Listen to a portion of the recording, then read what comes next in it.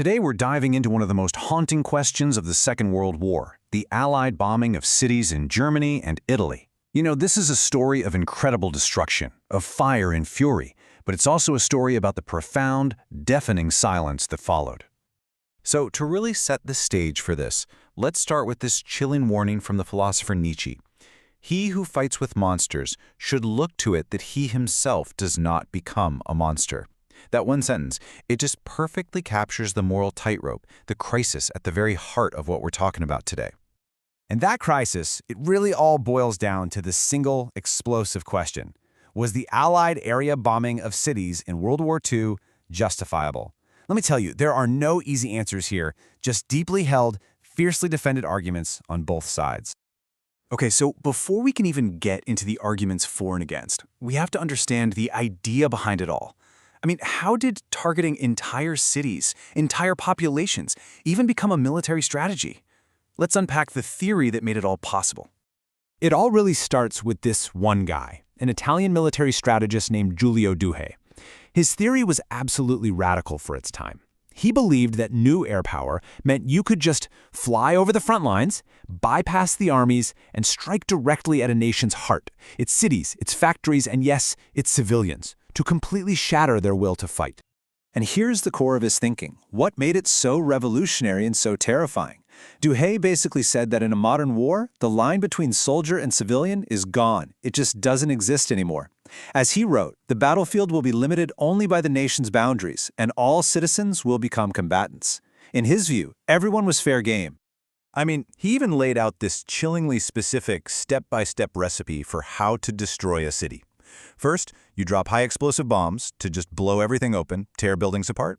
Second, you drop incendiary bombs into that fresh rubble to start massive, unstoppable fires. And his third step? Poison gas, to stop anyone from even trying to fight those fires. Now, thankfully, that last step was largely avoided in World War II. So, you've got these ideas swirling around in military circles. Now let's jump forward to 1942. Britain is on the ropes, fighting for its very survival, and it's desperately looking for a way, anyway, to hit back at Nazi Germany. And for them, Douhet's ideas weren't just theory anymore. They were starting to look like a real option. And this quote from a resident of Coventry, a city that had been absolutely devastated by the German Blitz, it just perfectly captures the mood of the time.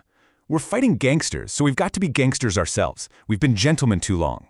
You see, there was this widespread feeling that when you're up against a regime like Hitler's, the old rules of war just don't apply anymore. So, what was the official justification? Well, there were a few key arguments. First, back in 1942, it was pretty much the only weapon Britain had to directly strike back at German soil. Second, it was, of course, retaliation for the Blitz, but it was also about grand strategy. The hope was that it would force Germany to pull planes and anti-aircraft guns away from the Eastern Front, which would save countless Soviet lives. The ultimate goal? To shorten a war that was costing tens of thousands of lives every single day. Okay, but, and this is a huge but, there's a completely different way to look at all of this. A powerful counter-argument that this strategy wasn't a grim military necessity at all, but a profound moral failure. In this slide right here, it lays out the fundamental clash, the two sides of the coin. On one side, you have the argument of military necessity, the idea that bombing was a terrible, awful, but necessary evil to defeat an enemy that was truly monstrous. But on the other side, you have moral principle, the absolute conviction that intentionally targeting and killing civilians is a war crime, period.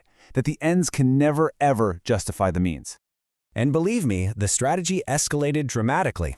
When Arthur Bomber Harris took command in 1942, he went all in on area bombing. The goal wasn't just to hit factories anymore. It was to wipe out entire city areas to break civilian morale.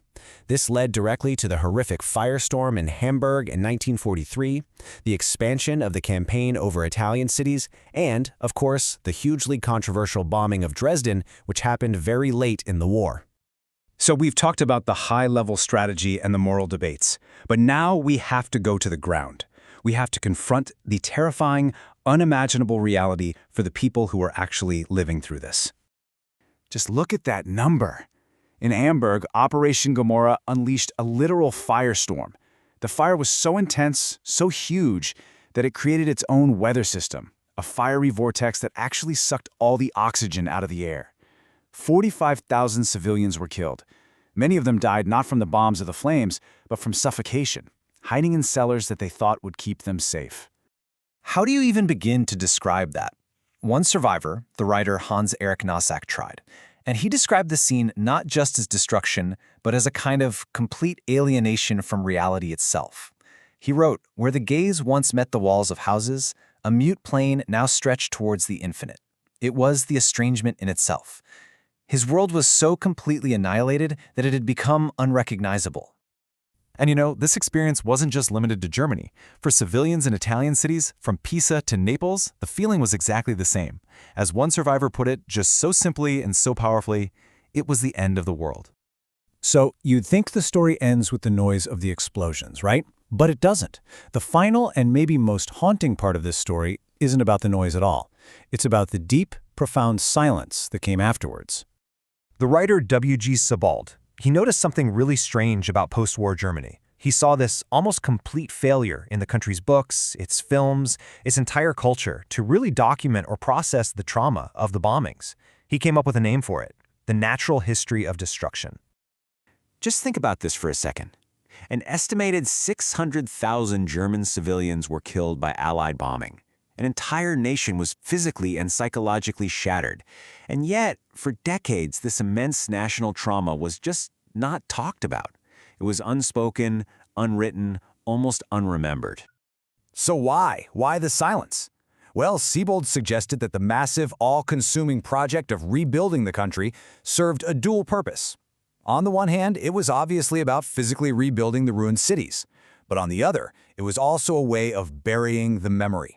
The whole nation was so focused on building a new future that it required a kind of collective amnesia about the past. And that leaves us with this final, incredibly difficult question, one that goes way beyond military history. If you're a nation that's seen as responsible for starting a catastrophic war, how do you even begin to talk about a trauma that you feel you have no right to claim? What happens when a memory is too heavy to carry, but it's just too vast to ever forget?